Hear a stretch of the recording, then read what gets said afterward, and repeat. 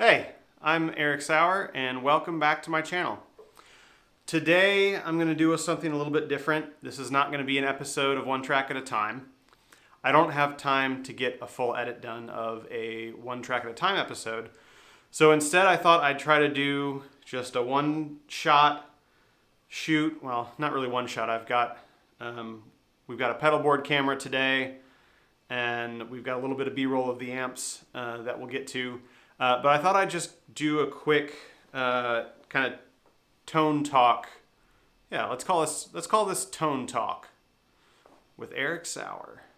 So yeah, we're going to talk about my guitar tone.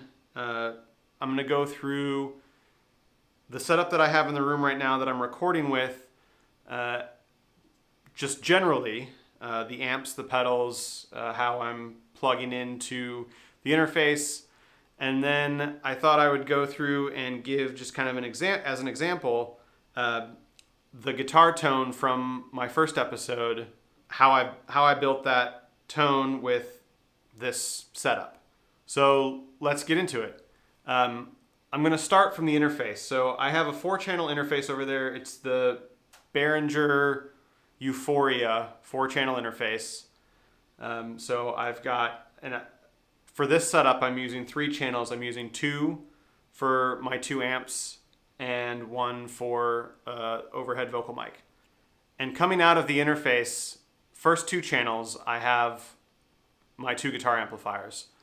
To my right, no. To my left, no. I don't know my right and my left, and then I have to switch them for you.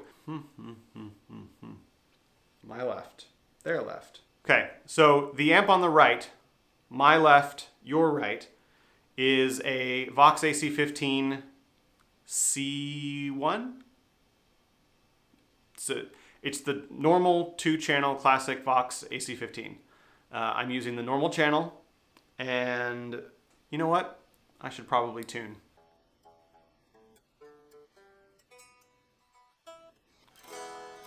All right, so this is the AC15 clean.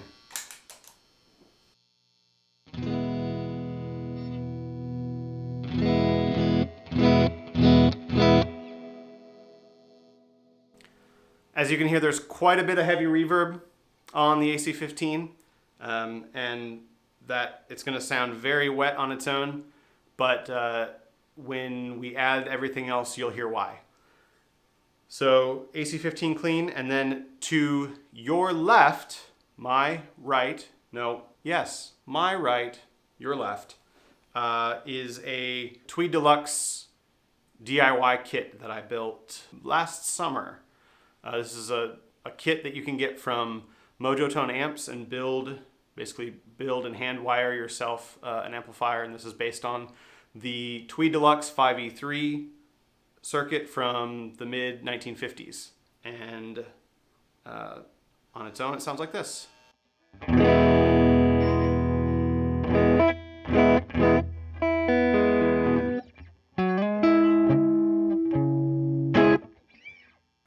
Okay, we've got the amps running into the interface and you've heard what they sound like. Now let's look at the pedals. So on the floor here is my pedal board. The pedals are not always the same, but this is what they are right now. And the signal chain is as follows. My guitar plugs into this ABY switcher on the right. This is the Gig Rig ABY Baby. Basically what happens is at the switcher, my guitar signal is split in 2, so it can go in 2 different directions. And the way I have it set up is the A channel goes through each of these pedals in series, and then comes out of the last pedal, which is the Ocean's 11 reverb pedal, and into the AC15. The B channel goes straight to the Tweed Deluxe. So this is what some people might call a dual mono setup. Some other people might call it a wet-dry setup. So basically what wet-dry means is that you have half of your signal, one side of your signal is completely without effects, just goes straight into the amplifier, and the other side has all of your effects. Now, sometimes depending on who you ask, you might put all of your drive pedals through both amplifiers, and then just your wet effects or time-based effects, so like delays and reverbs, maybe modulation, to your wet amplifier, to the wet side. But for me, this is a super dry wet setup, and so we have all of the pedals only going to the AC15. And what that allows me to do is have a very affected signal path that I can then that I can record and then balance out with a super dry, just amp only signal path. And we'll walk through what that means for Slow Dancing in a Burning Room, the cover song that I'm working on. So let's go back to the Vox, just clean.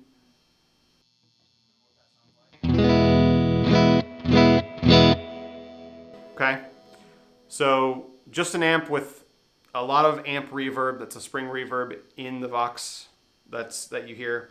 I won't be using the reverb pedal today. We'll maybe get into it at another time. So the effects that I am going to use are as follows. So firstly, I'm going to turn on the Ruby Red. This is the Butchwalker Signature Series Ruby Red overdrive pedal. And I'm going to use just the overdrive side. So it has an overdrive and it has a boost. I'm going to turn on just the overdrive. That's all that I'm using for this song.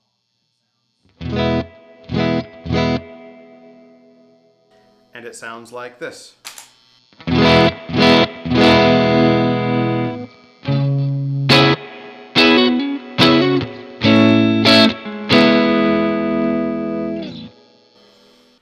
So that adds a little bit of bite, a little bit of drive, a little bit of dirt to the signal. It seems to also give it quite a bit more top end, or maybe top mids. Let's check that again. So here's clean.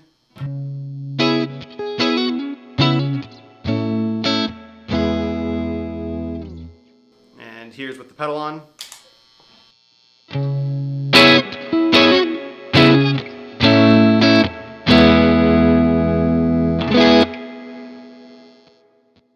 Okay, so the next pedal that I'm going to kick on is a chorus, or actually a vibrato pedal. So this is the Truetone H2O chorus, vibrato, and echo. It's kind of two pedals in one on one side.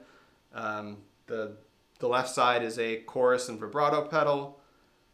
And I have it set on the vibrato setting at a very slow speed. And that just gives the signal a little bit of movement. If you don't know what vibrato is, vibrato adds a tiny bit of modulated pitch shifting. So you'll hear, it's similar to if you were singing and you had a vibrato on your voice. Ah, that kind of up and down movement of the pitch of the note. That's what a vibrato pedal does for a guitar. And by itself, it sounds like this. Here's the clean signal. And here's the modulated vibrato signal.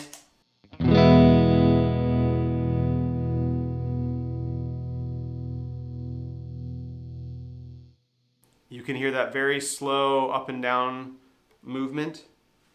And if we add the overdrive back in, it then sounds like this.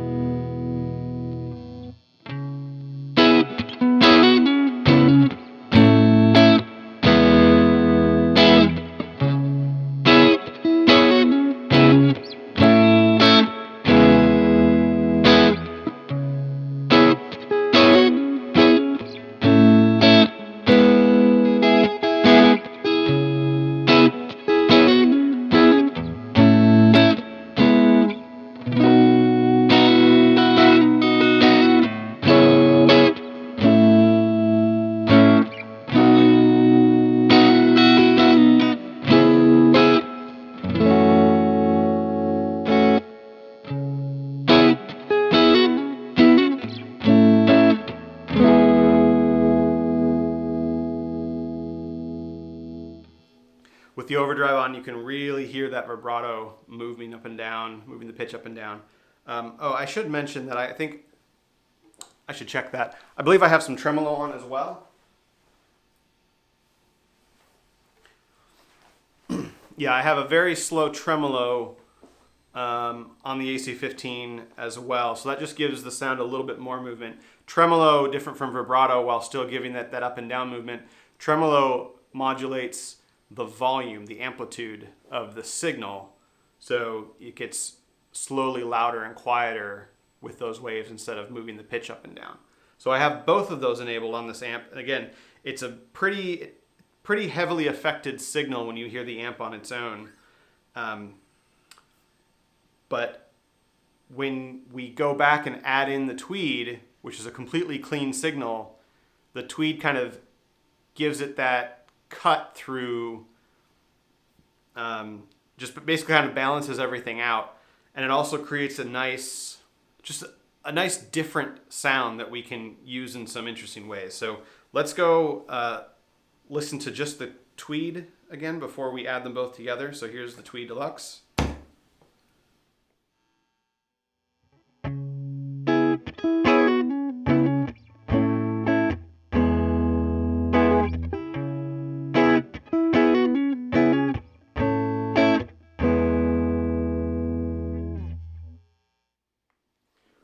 So you can hear on its own, it's very in your face. There's a lot of low mids. It sounds very thick compared to the AC15. It's just a very all-around different sound, and that's going to be really useful to us when we mix a guitar part after recording. We'll get into that a little bit later when we actually get to the mixing part of this song, but we'll give a little bit of demo. I'm going to edit this a little bit in post so you can kind of hear what I'm talking about, what we can do when we have two very different amp signals going on with the same part. But for now, what I'm going to do, I'm just going to kick on the AC15. You'll hear everything together now.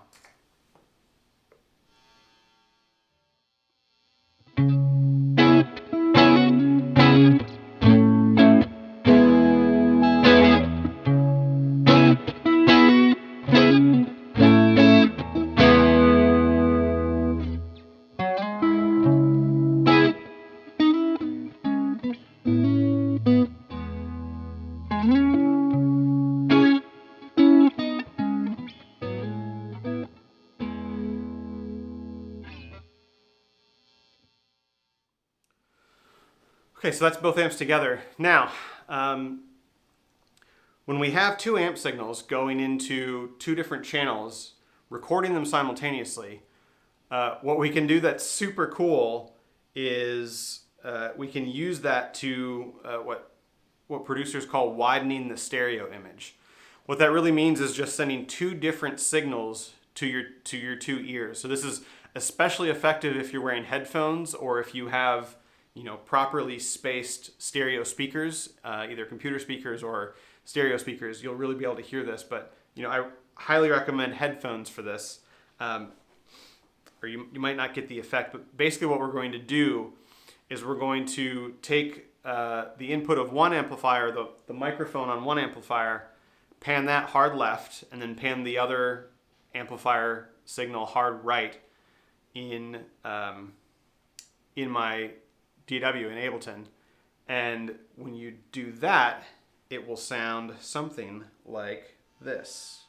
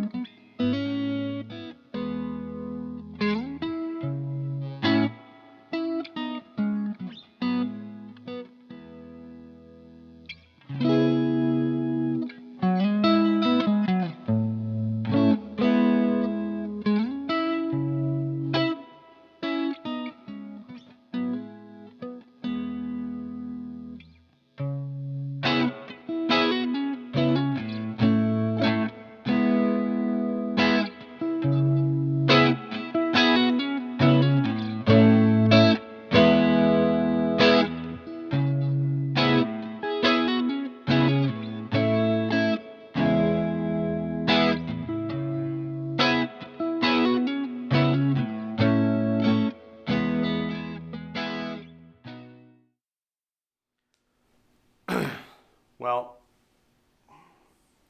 something happened there. That didn't go quite like I wanted to, but that's okay. We can use the recorded signal from the first episode and we'll do that same thing. Something seems to be wrong with my AC15 and I'm out of time to recording, so we're just gonna have to fix it in post, hopefully. Anyway, that's all I had for today anyways. Again, please like and subscribe, leave me a comment, let me know what else you'd like to hear. Was this tech talk useful to you? Interested in more kind of gear related or tone related discussions or videos? My hope is to get back to the next episode, which is going to be the bass guitar on the One Track at a Time series. So that'll be coming shortly. And we will see you in the next one. In the meantime, go make something.